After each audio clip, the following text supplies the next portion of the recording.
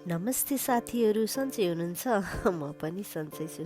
आज मैले लिएर आएको छु चना र आलुको रेसिपी। त्यसको लागि सबभन्दा पहिला आलुलाई बोक्रा फालेर मजासँग पखालेर सफा गर्ने।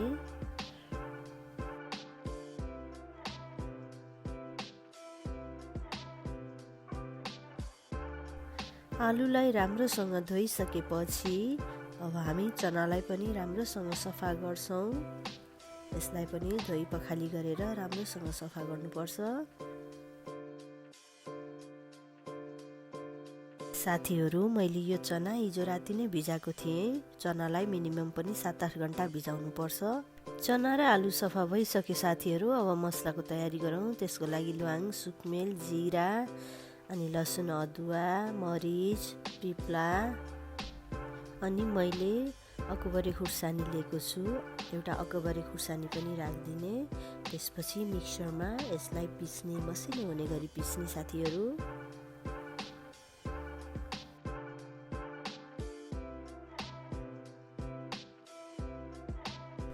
मसलामा अलिकति पानी हाल्दै यसलाई मसिनो पेस्ट बनाउनु पर्छ।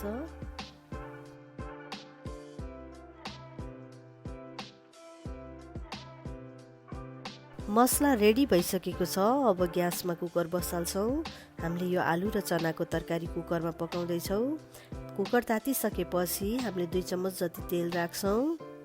तेल खरिसकेको छ साथीहरू। अब यसमा तेजपत्ता राख्ने र मैले 1 चम्मच 5 फुरन पनि फुराइदिन्छु। 5 फुरन फुरिसकेपछि पड्किन लागेपछि प्याज काटेर राखेको राखिदिने।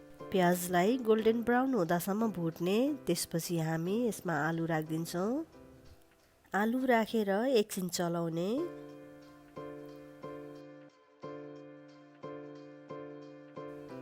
त्यसपछि हामी चनालाई पनि राखिदिन्छौँ। अब आलु र चनालाई राम्रोसँग चलाउने।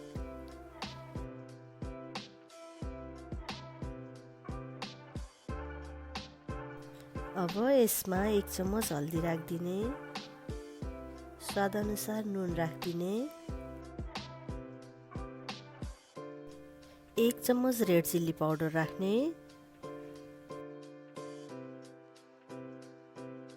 अब अलिकति टिमुरको धुलो राखेर सबै मसलाहरू मिक्स हुने गरेर मजाले चलाउने।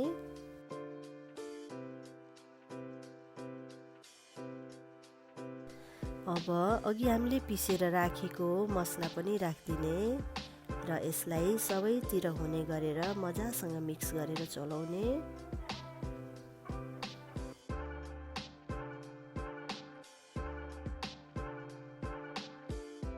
यसलाई एकछिन ढाक्दै चलाउँदै गरेर पकाउनु पर्छ। यसो गर्यो भने मजाले भुटिन्छ। चना र आलु मजाले भुटिसकेपछि अब हामी यसमा टमाटर राखिदिन्छौँ।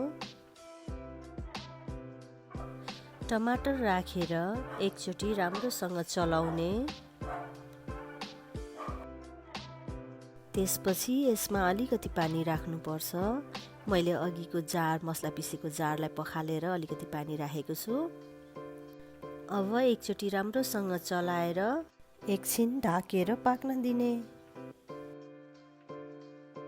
एकछिन ढाकेर पकाइसकेपछि अब यसलाई हामी राम्रोसँग चलाउँछौँ।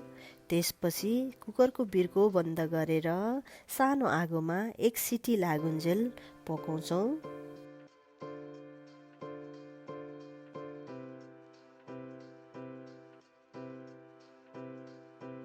सिटी लागिसके साथीहरू, हाम्रो चना र आलुको तरकारी पाकिसकेको छ, तर अलि बढी सुक्खा भएको छ। अब मैले यसमा थोरै पानी हाल्छु।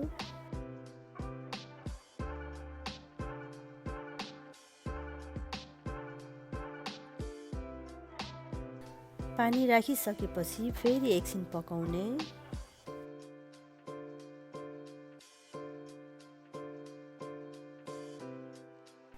अब चना र आलुको तरकारी लगभग रेडी भइसकेको छ। हामीले हरियो धनिया राखेर यसलाई चलाउँछौँ।